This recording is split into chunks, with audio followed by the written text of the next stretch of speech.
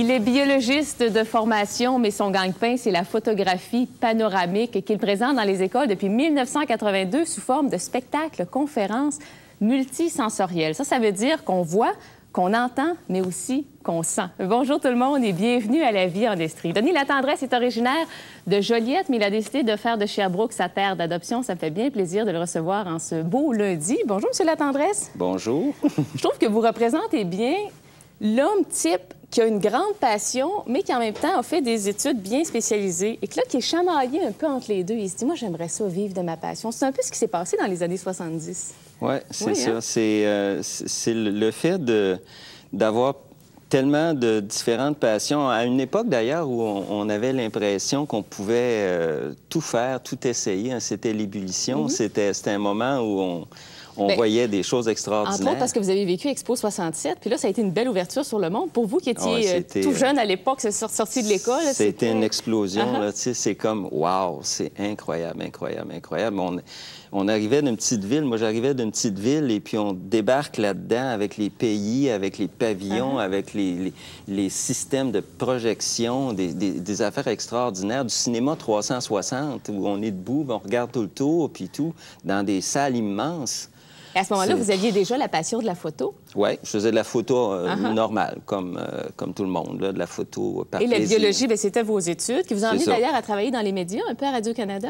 Oui, c'est ça. J'ai fait une maîtrise en biologie. J'étais à l'université, je débutais mon doctorat, puis à un moment donné, il y a un professeur qui m'a dit « Va donc voir, Radio-Canada cherche un recherchiste pour l'émission qui s'appelle Découverte aujourd'hui, l'émission de vulgarisation scientifique. » C'était tout à fait approprié pour vous, ça? Puis, je suis allé là, j'étais absolument pas convaincu là, de changer de branche ou rien, puis ils m'ont engagé, puis c'était des petits contrats, alors c'était comme un essai qui n'était pas trop engageant non plus, mais sauf que j'ai vraiment, vraiment aimé l'expérience, et puis aussi...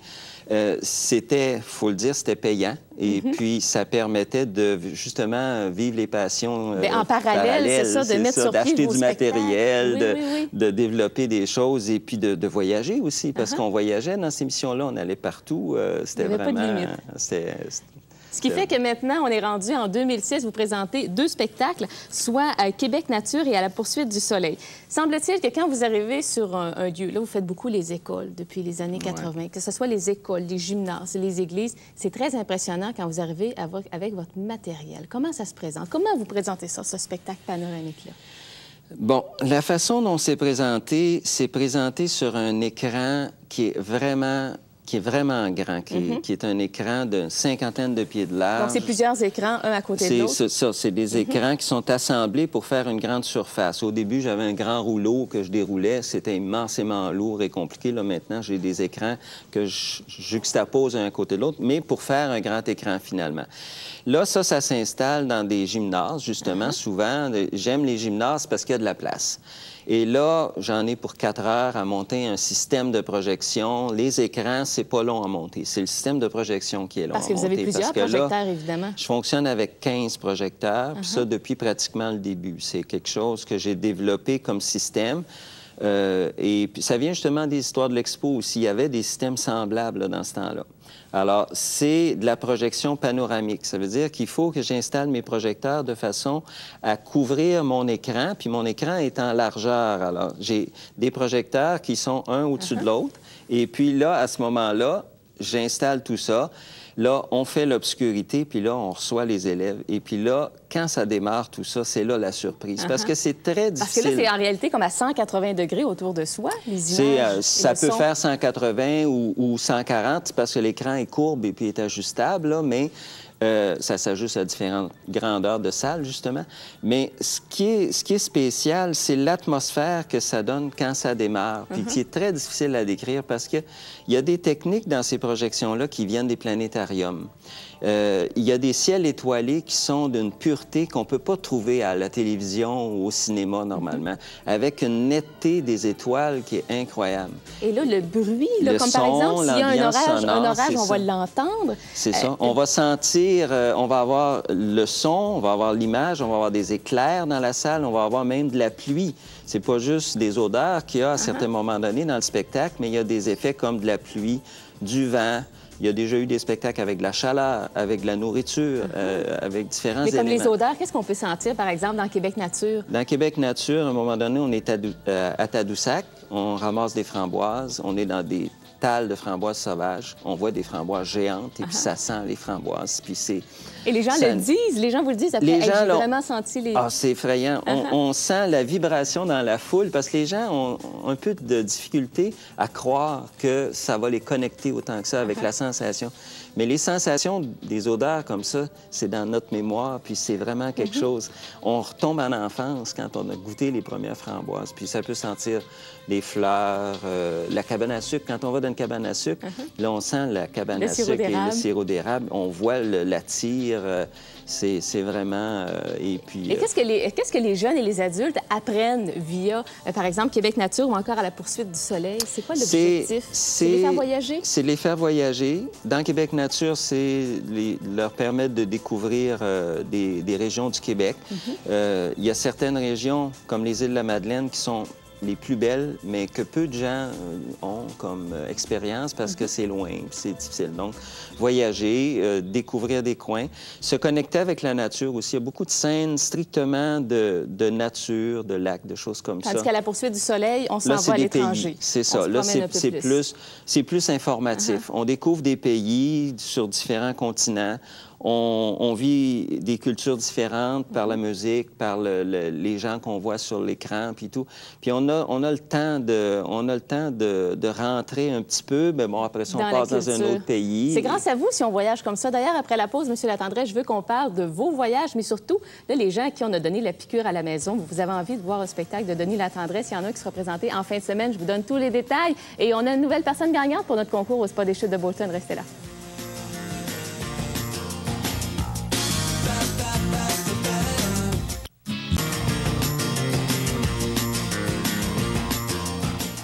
On peut dire qu'on voyage un peu aujourd'hui à l'émission puisqu'on est avec Denis Latendresse qui parcourt le monde pour notre plaisir via ses spectacles. Moi aussi, aujourd'hui, je vous invite à voyager un peu moins loin, à Bolton, mais quand même une belle journée qu'on vous offre dans le cadre de notre concours détente au Spa des Chutes de Bolton. Vous pouvez gagner une journée dans les bains pour 2 personnes et ça veut dire accompagné de 2 massages de 90 minutes. Ça se prend bien. Prenez bien en note notre invité du jour et téléphonez au numéro qui apparaît à l'écran. Je vous souhaite bonne chance et je dis du même coup félicitations à M. Robert Legouil de Sherbrooke, qui est notre gagnant d'aujourd'hui, qui pourra profiter de cette belle journée de détente. Et mon invité d'aujourd'hui, Denis Latendresse, peut-être vous avez remarqué un peu plus tôt, il a le teint un peu basané parce qu'il revient de l'Inde, il voyage tellement, hein? Un peu plus que je ne pouvais pas vous avoir aujourd'hui à l'émission. Vous êtes fraîchement débarqué de l'Inde.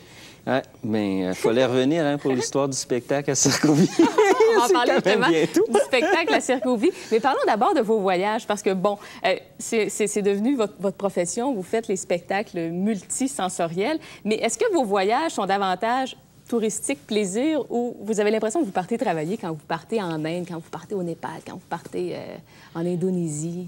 Je pars travailler. Ça dépend un petit peu des voyages. Il y a des voyages où il y a disons, un peu plus intensément de partie travail. C'est toujours quand même être aux aguets parce qu'on ne sait jamais quand on va trouver des éléments qui vont s'insérer dans une production qui est en cours. Et puis aussi, souvent, c'est simplement important de découvrir encore plus la culture, l'atmosphère, les gens d'un pays. Puis ça, c'est pas quelque chose qu'on peut dire c'est du travail ou c'est pas, c'est bon, c'est des contacts, c'est le fait Au bout du compte, c'est de l'enrichissement personnel incroyable. Ce qui s'en vient, vos prochains spectacles, ce sera la vision sous-marine de Denis Latendresse. On a justement des images actuellement qui ont été prises à Bali, un projet qui s'en vient? Oui, c'est ça. En fait, c'est un spectacle sur l'eau à travers le monde.